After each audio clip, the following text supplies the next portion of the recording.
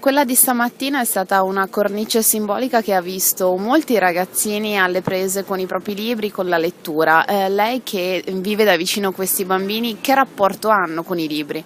Ma guardi, nella nostra scuola i bambini hanno da sempre un rapporto bellissimo, perché abbiamo una meravigliosa biblioteca scolastica, in quanto non abbiamo né libro di lettura né sussidiario.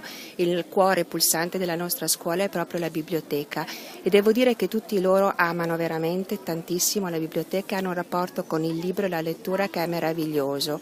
Per noi non è una novità questa, noi sono 15 anni che organizziamo tutti gli anni la giornata della lettura dentro la scuola e in città, per cui è proprio un'esperienza che comunque è sempre molto bella e piace molto ai bambini. Quanto è importante che i bambini, soprattutto a questa età, leggano?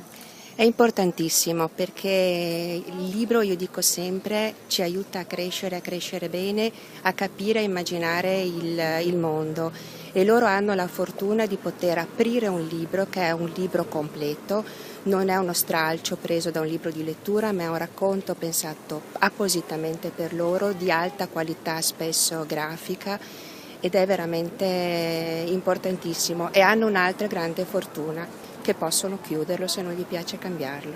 Un messaggio che va esteso anche agli adulti? Assolutamente sì, ma noi siamo una scuola, devo dire, di grandi lettori.